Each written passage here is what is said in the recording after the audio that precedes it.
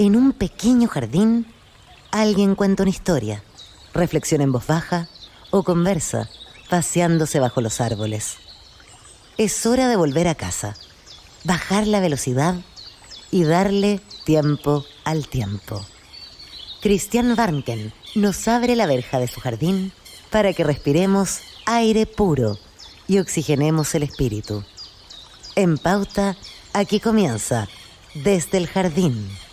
Una presentación de Fundación Irarrázaval, desde 1920, al servicio de la educación, humanismo y técnica.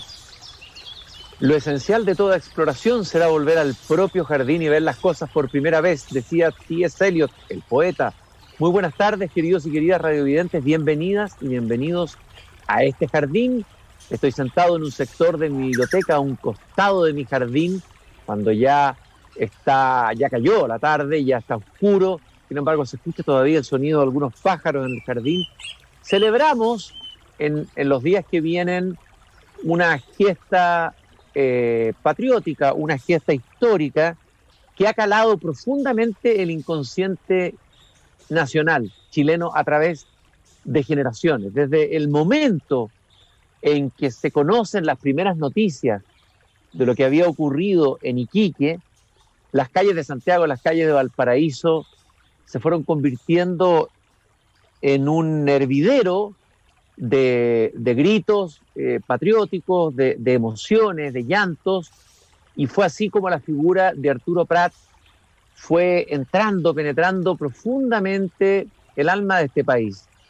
Y voy a leer una cita muy hermosa de nuestra Gabriela Mistral a propósito de el tamaño, la dimensión de quién fue Arturo Prat. Ella dice: es hermosa nuestra historia, y para dar en una narración a nuestros hijos la llamarada del heroísmo, no necesitamos recurrir ni a Grecia ni a Roma.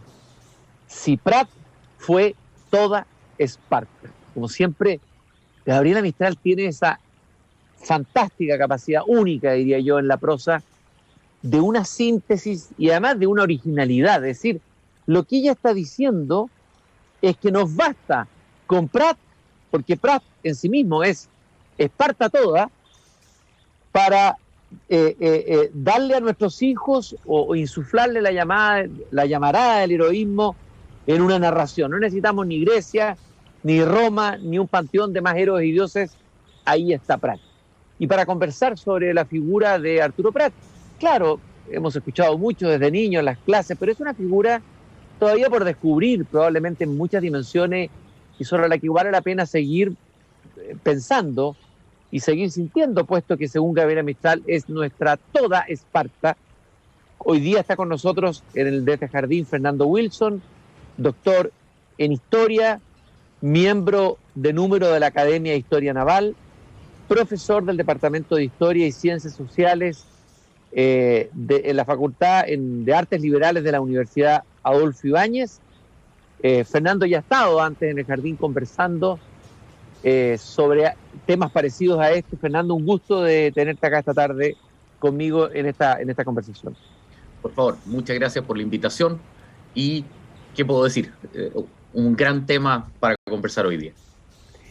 A ver, sabemos algunas cosas, las que más sabemos de Arturo Prat, las más obvias, pero tal vez nos falta entender el proceso, la vida anterior al momento en que se convierte este ser humano, este marino, este joven, porque ¿a qué edad murió Prat? Murió joven, ¿no? 33. Imagínate, 33 años. Hoy día es muy joven, entonces a lo mejor era un poco más adulto que hoy, ¿no? Pero, ¿qué hace? ¿Cuál es la historia de este joven que fue niño? ¿Qué es lo que marcó en su vida? ¿Cuál es el proceso que lo lleva a convertirse en héroe? ¿Habían antecedentes antes en su vida? ¿O fue el destino el que lo hizo convertirse en un héroe? ¿Fue el azar? ¿Cuál es tu mirada de la biografía de atrás para adelante y de adelante para atrás, digamos, hasta el momento del 21 de mayo? A ver, antes que nada, él es un hijo de su época, un porteño por adopción. Él nace en Ningüe, en el sur, digamos, en el mundo rural, pero desde muy joven después de un corto paso por Santiago, digamos, se cría en Valparaíso, entra a la Escuela Naval muy joven, digamos, corta edad, digamos, la famosa foto donde se lo muestra con su primo Luis Uribe. Tenía 10 años, ¿no? 10 años tenía. Exactamente. Y bueno, y eso coincide mucho con lo que tú mencionabas hace un momento atrás en términos de la edad. Este era un mundo en que la infancia no era una edad de inocencia, que no existía la adolescencia como periodo de experimentación. Era un mundo en el cual se pasaba de niño, es decir, un lastre, una carga para la familia, alguien a quien alimentar, pero quien no contribuye a la subsistencia, como había sido desde la antigüedad, hasta convertirse en parte útil de la sociedad. Y ese ritual se daba a muy corta edad, 10, 12 años. En este caso, Prat, al entrar a la Escuela Naval, egresar 4 años después como guardia marina, se convierte, o por un lado resuelve un problema económico de la familia, él recibe una beca para entrar a la Escuela Naval que se había reinaugurado, se había reabierto precisamente en 1858 con esta primera generación que recibirá el nombre del curso Los Héroes, porque son los grandes comandantes de la Guerra del Pacífico. Y ya desde muy temprano le toca ser parte de un trozo de emergencia que se embarca a bordo de un pontón francés que estaba fondeado en la bahía de Valparaíso, cargado de explosivos, digamos, el Plutón, y contribuye o coopera a remolcarlo para que estalle finalmente fuera del puerto. Y estamos hablando que era un chiquillo joven, digamos, que no trepida en esa acción. Luego, posteriormente, para el combate de Papúa, cuando se captura la Covadonga, él había sido designado como jefe del trozo de presa por el comandante Williams. No se da el caso porque la cañonera española se rinde antes de tener que ser abordada, pero él estaba designado para eso. Luego él manda la Covadonga inicialmente para el combate de Aptao, donde se dice que es el buque que más se acerca a la escuadra española, imprudentemente considerando la asimetría de poderes. Pero él balancea este compromiso, que no es un valor temerario, sino que es siempre un valor altamente medido, es un coraje finamente racional, con, digamos, su dedicación. Por ejemplo, va a traducir una serie de manuales de táctica, va a ser instructor en la Escuela Naval, gran lector, profesor en una escuela nocturna, la Benjamin Franklin, acá en Valparaíso, muy amigo de una serie de grandes nombres porteños, un hombre que hoy día podríamos definir como globalizado.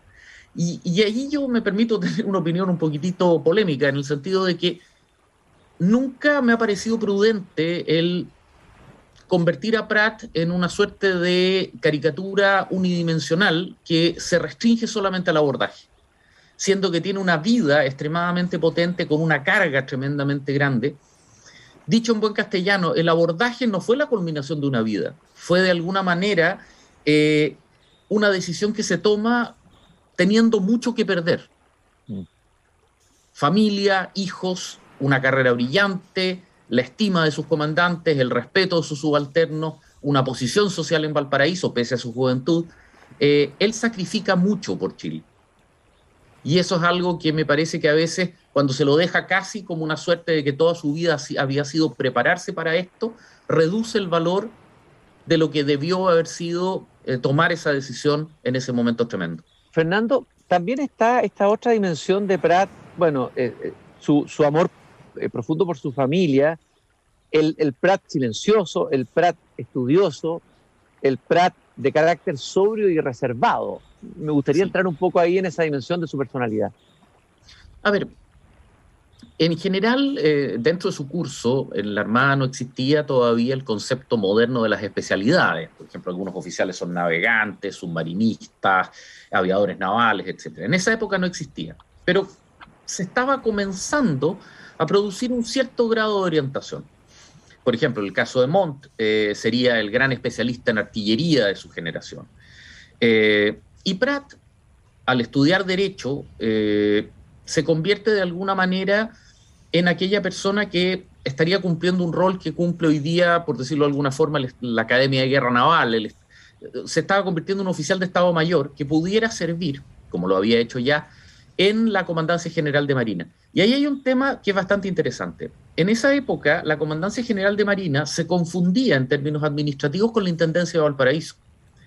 Y el comandante general de Marina era el intendente de Valparaíso, un civil. Eso significaba que requería la asesoría de marinos profesionales que fueran a la vez capaces de entender todas las complejidades del manejo administrativo del Estado y al mismo tiempo tener un sólido conocimiento y fundamento profesional. Y Prat combinaba ambos elementos, lo que lo convertía en una figura extremadamente relevante dentro de su generación. Ahora, siempre se lo consideraba una figura más reservada, se lo comparaba con Condell, que era, además de un brillante marino práctico, digamos, una figura deslenguada, digamos, y más bien, digamos, que se ubicaba en las antípodas. Siempre se presentaba este Prat, no voy a decir hierático, pero sí bastante más moderado, más mesurado, frente a un Condell más ladino, más hábil y al mismo tiempo, como planteaba una carta entre compañeros de la generación, que confiaba en su buena estrella y en su habilidad como marino, en lugar de en dedicarse en investigar o desarrollar algún aspecto más complejo de su disciplina técnica. Ahora, ese carácter sobrio, más reservado, menos efusivo, podríamos decir, si podríamos decirlo así, pareciera contraponerse a ese discurso de Prat, ese momento en que, encendido por la palabra, en el momento del abordaje, él emite este discurso. Este discurso, en primer lugar, ¿lo tenía él preparado? ¿Estaba dentro de su espíritu? O sea, ¿lo había trabajado antes preparándose para ese escenario?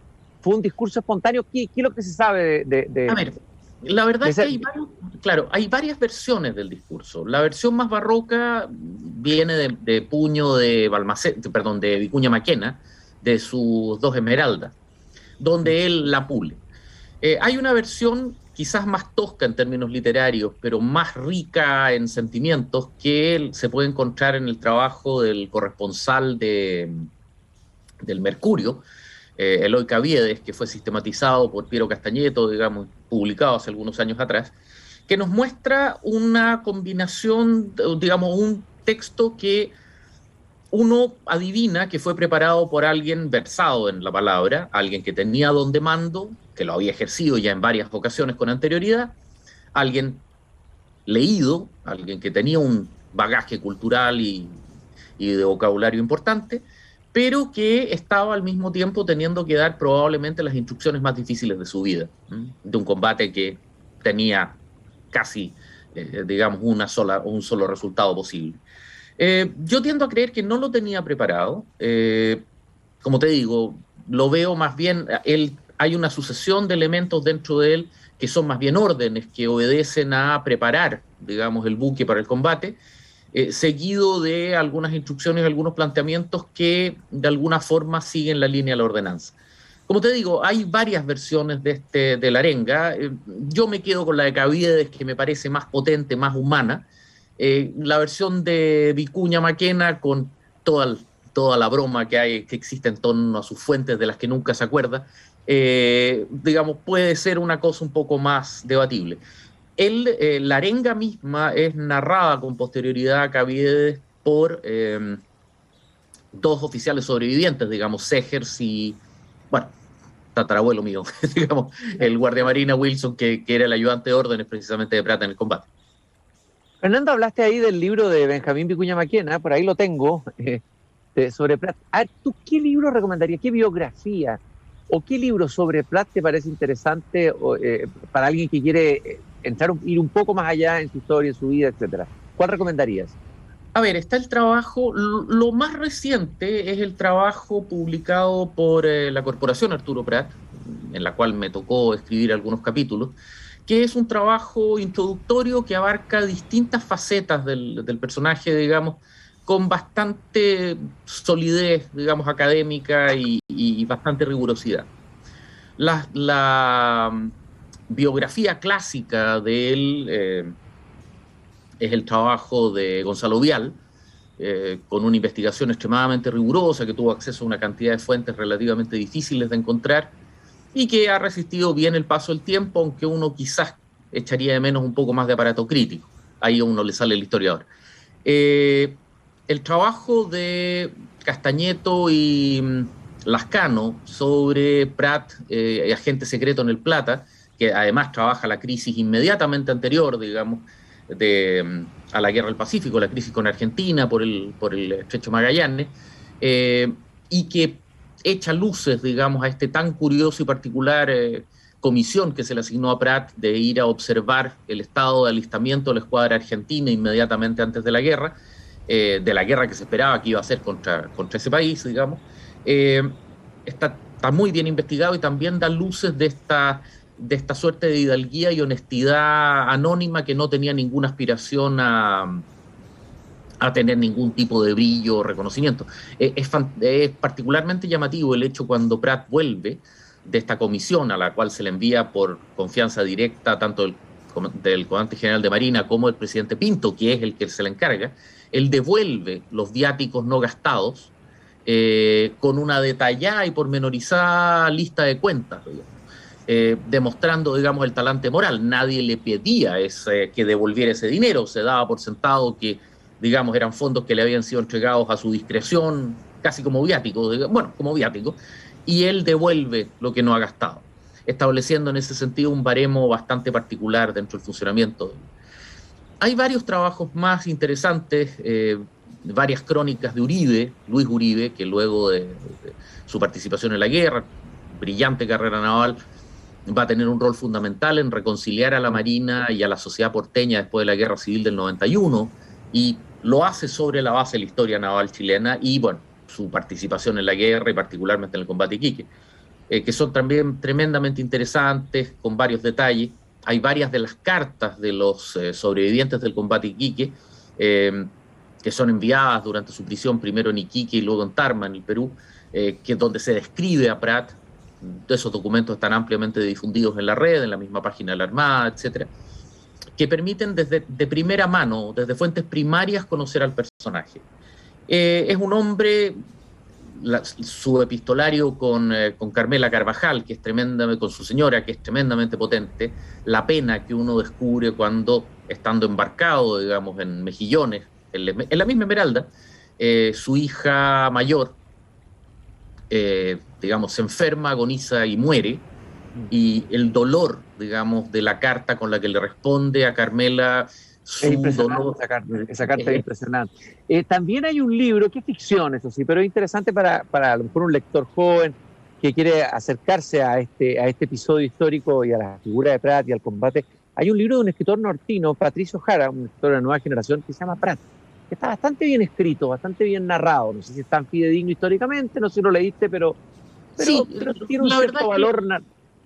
Sí, y de historia de divulgación, en términos, si nos quedamos en un estilo impresionista, en los grandes brochazos, es correcto, y para esta generación puede ser una aproximación más amable. Reconozco que no lo traje por un prejuicio mío, que uno ya tiende a desconfiar de la novela gráfica, digamos. Uno tiene que hacer el esfuerzo de darle el valor. Pero antes de novela gráfica era novela, la transformaron en novela gráfica. No la conozco. Es novela y está muy bien escrita. Estoy conversando con Fernando Wilson, doctor en Historia, profesor del Departamento de Historia y Ciencias Sociales de la Facultad de Artes Liberales de la Universidad Adolfo Ibáñez. Se ha dicho, hablamos del impacto que tuvo la muerte de Prat desde el primer momento que empiezan a llegar las noticias. En ese momento, imagínense, no había internet, no habían, probablemente la noticia llegó desfasada, pero empezó a llegar y empezó a provocar un impacto que la muerte de Prat y lo que pasó en este combate de Iquique fue decisivo para la construcción del Estado de Chile. ¿Tú estás de acuerdo con eso, no? A ver, quizás no necesariamente para el Estado, que ya estaba en forma y ya estaba funcionando. Incluso la misma Constitución del 33 había tenido reformas importantes a principios de la década del 70. Pero lo que sí hace es consolidar el arquetipo de lo que debía ser el buen ciudadano. Prat es el hombre honesto que digamos, se educa, instruye, es caritativo, sirve a la patria en la guerra, en la paz, desarrolla enormes campañas de levantamientos hidrográficos en el sur. De hecho, el primer levantamiento Juan Fernández lo hace Prat como comandante de la Covadonga. Es un hombre que podríamos definirlo en esa concepción inglesa que me gusta tanto, un all-rounder. Es una figura que puede, desde la tranquilidad del mejor esfuerzo, estar tranquilo en términos de que es una persona cabal. Y en eso le entrega al Estado chileno un instrumento que va a ser una herramienta, qué horrible decir instrumento, un pilar que va a ser tremendamente potente durante el siglo XX, sobre todo en la crisis del centenario, entre 1910, 20, hasta el 30, con la crisis económica, etcétera, de lo que es el deber ser. William Seiter hizo un trabajo bastante interesante, traducido recientemente al castellano por Alejandro San Francisco y el Instituto Bicentenario, Centro de Estudios Bicentenario, que de alguna forma muestra cómo Prat se convierte en un santo secular. Bueno, de hecho, ese es parte del título de la obra. Es un hombre que lleva el heroísmo a convertirse en el arquetipo de lo que debe ser el buen ciudadano chileno. Y eso, bueno, se refleja hasta el día de hoy en la figura o en el rol y el calado que este tiene en la construcción de la imagen del Estado. Es una figura que en los años pasados, en los años recientes, digamos, extrañamos en términos de su mesura, su talante, su calibre moral, su, de alguna manera, estabilidad emocional, su calibre al final del día. En un tiempo en que se ha hecho casi un deporte desmitificar a los héroes de nuestra historia, derribar estatuas, denostar a veces parte del pasado, ¿cómo piensas tú que puede ser recuperado Prat para las nuevas generaciones que han crecido, estoy hablando de las nuevas, en un ambiente no propicio para la celebración de las fechas, para el recordar la historia de los héroes? Pensemos el contexto tan distinto de Gabriela Mistral en la cita que acabo de leer. Exacto. Cómo para Gabriela Mistral era importante traspasar la llamarada del heroísmo a nuestros hijos, ¿no? Hoy día dificulta que se encuentre un discurso parecido incluso dentro del mundo cultural con algún escritor, digamos. A ver, trata en el contexto de hoy, en el contexto que vivimos hoy en relación a los héroes. A ver, primero que nada es la figura estable, la figura cabal, la figura recta. Ahora, yo soy un poco escéptico del sentido que tiene tratar de vender el heroísmo, tratar de convertirlo en una suerte de producto. Este tipo de figuras más bien se dejan descubrir. Más que tratar de ir más allá de lo natural y obvio que un chileno tiene que saber de su historia nacional, digamos, lo que provee la educación básica y media, tiendo a creer que Prat, al igual que otra figura del mismo Vicuña Maquena que mencionábamos hace algún momento atrás, bueno, conversábamos un tiempo atrás también sobre Baquedano, etcétera, es una figura que merece ser leída y descubierta, no con las prisas, digamos, de la coyuntura, sino que a través del interés genuino. Y eso significa que quizás, lamentablemente, ya no podamos contar con que tanta gente pueda enterarse o estudiarlo con cierta profundidad, pero quizás aquellos que lo hagan puedan tener un resultado, un impacto dentro de nuestra sociedad que pueda ser un poco mayor al que antes, precisamente por su relativa escasez. Es alguien a que, más que vender, más que llevarlo, hay que ponerlo para que sea descubierto. No sé si recuerdas cuando Robert Graves en esta novela sobre Yo Claudio, digamos. Yo Claudio, sí. Cuando él plantea que inicialmente quería enterrar sus memorias putativas, digamos. Y finalmente dice, no lo voy a hacer. Los voy a dejar en un rincón en una biblioteca para que alguien lo descubra. Prat es eso. Prat tiene que estar ahí para que sea descubierto, porque ahí se lo puede valorar. Cuando se trata de obligar a alguien a adquirir una suerte de respeto impostado, el resultado normalmente no es el buscado, no es el esperado. Dejarlo ahí esperando para que cuando se lo busque, se lo encuentre. Fernando, creo que lo hablamos alguna vez, pero tal vez te vuelvo a hacer la misma pregunta, ya no estoy seguro si te la hice o no. A propósito del trabajo que hizo un profesor también de Valparaíso, una tesis que estaba preparando, de cómo ciertos hechos históricos entran en el terreno del mito, o sea, traspasan de la historia al mito.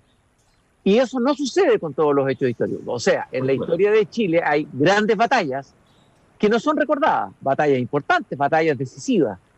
Pero sin embargo, este hecho sí entró en el inconsciente, sí entró a la categoría de mito ¿Qué explica eso? ¿Por qué caló tan hondo en el inconsciente chileno y quedó más marcado ese hito y no otra batalla tremendamente significativa?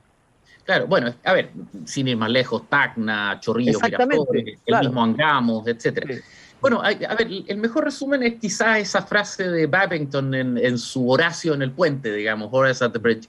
¿Qué mejor forma de morir puede haber que enfrentando desafíos formidables, defendiendo los templos de mis dioses y las cenizas de mis padres? Es el sacrificio épico, la trascendencia. Es el hombre al que nadie habría podido, digamos, cuestionar de haberse rendido, incluso si hubiera rendido quizás después de alguna resistencia simbólica o testimonial, que sin embargo busca, como lo había demostrado en su carrera, él había traducido una serie de manuales de tácticas navales, etc. El abordaje seguía siendo una táctica viable en la época. Lo que él hace no es un sacrificio, lo que él hace es un intento consciente de ganar, que no se lo permite el hecho que el Huáscar da atrás y solamente lo alcanzan a acompañar 3, 4 compañeros. Bueno, en toda esa situación, como después, posteriormente lo hará el propio Serrano con otra parte mayor de la dotación que no alcanzan a amarrar a los buques en forma efectiva. De alguna manera el sacrificio individual, el valor individual, el respeto de su dotación, unívoco, y el hecho de que mientras él se sacrificaba, Condell, luchando de la misma forma, pero con un poco más de fortuna, consigue hundir a la Independencia, demuestra que al final del día esto no era un valor vacío, un simple sentido de sacrificio casi místico, sino que era, digamos, el juramento que hasta el día de hoy permanece como lema bajo el puente de todos los buques de nuestra Armada, encima del escudo nacional, que es vencer o morir. Y es la fuerza de un compromiso, la fuerza de un juramento, el juramento a la bandera que todo el personal de la Armada y el ejército de la Fuerza Aérea efectúa, digamos, al entrar al servicio, y que en este caso lo caló hasta el final. Detalle, de la Esmeralda mueren 3/4 partes de su dotación. 150 de 198. Oye, Fernando, y si tuvieras que rescatar uno o dos personajes que quedaron un poco más en la sombra o que tal vez no alcanzaron el protagonismo de Prat y que uno pudiera relevar dentro de lo que ocurrió ese día. Bueno, Condell, indudablemente. Ahora, hablamos un poco de Condell, de la figura de Condell. Condell es un oficial complejo, es una figura más latina en ese sentido, un hombre más vivo, brillante marino, en el término práctico del ejercicio de su profesión, además dotado de una buena estrella brillante. Él era el comandante, digamos, de la, digamos, le dan el mando de la Covadonga en vez de darle la Esmeralda, básicamente, que era la que mandaba Prat, le dan el mando a la Covadonga, que era la de Prat, básicamente porque por antigüedad no le correspondía, además porque era un oficial complejo desde la perspectiva del desarrollo de su carrera y su visión. Sin embargo, su habilidad y su frialdad en la conducción de la acción, que se reflejará luego como comandante del Huáscar en el combate de Arica, etc., le va a permitir aprovecharse de las fragilidades del mando peruano de la Independencia y, bueno, llevarla a vararse en los bajos de Punta Gruesa, aprovechando brillantemente la información que el práctico Stanley de Iquique le había dado. Ese es un detalle interesante. Había 2 prácticos de puerto en Iquique. Stanley, un británico que apoya a los buques chilenos, y el segundo que apoya a los peruanos. De hecho, se lo ve, ese otro práctico, avanzar hacia el Huáscar para avisarle que la Esmeralda no estaba rodeada de torpedos o minas, que era lo que le impedía originalmente, ¿cómo se llama esto?, tratar de espolonearlo. Pero Stanley, con sus cartas, le permitió a Condell pasar por un área donde la Independencia no podría y forzar a la gran fragata blindada peruana a vararse y, digamos, perderse en forma completa. En esa situación, ahí hay un oficial que es brillante, y el otro quizás es Riquelme, un guardia marina extremadamente joven, que dispara el último cañonazo y que se pierde durante el naufragio final, durante el hundimiento final de la Esmeralda, un chiquillo que tenía toda la vida por delante, que podría haberse salvado perfectamente y que sin embargo hace el último desafío, que paga con su vida, su compromiso y su juramento. Tantos otros, digamos, Aldea, Segers, Sánchez, el mismo Uribe, etcétera. Pero la verdad es que esa dotación resultó brillante.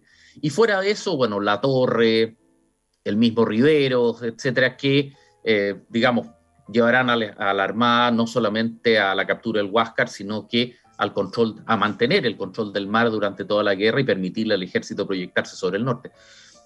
De alguna manera no podemos olvidar que la Guerra del Pacífico es una guerra naval completa, en el cual la mal llamada campaña naval en realidad es solamente la destrucción de la escuadra peruana, pero en términos estrictos, desde la ocupación de Antofagasta, antes incluso de la guerra, el 14 de febrero del 79, hasta el final, es una guerra expedicionaria que se libra gracias a que Chile controla el mar y que nos permite la victoria.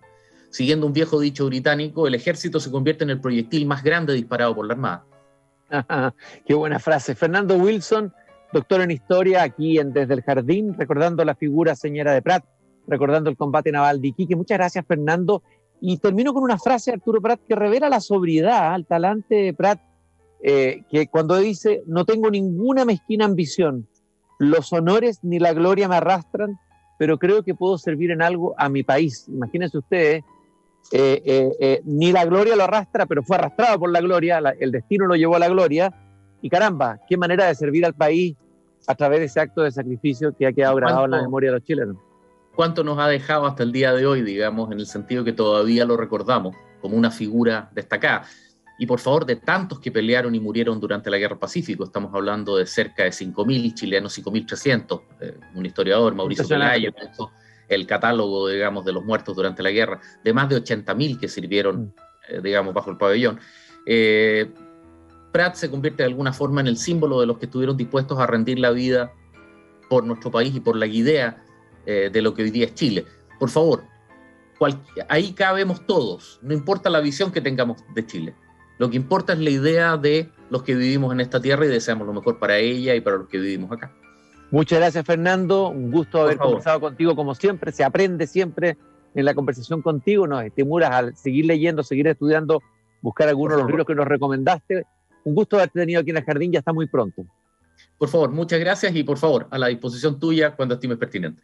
Muchas gracias. Nosotros nos encontramos mañana nuevamente aquí cuando vuelva a abrir a las 20 horas la verja de madera de mi jardín. Hasta mañana. Gracias por acompañarme en este paseo, en esta conversación de esta tarde en mi jardín. Es hora de cerrar la verja de madera del jardín. Pero Christian Warnken la volverá a abrir todos los días de lunes a viernes a las 20 horas en Radio Pauta, cuando comience de nuevo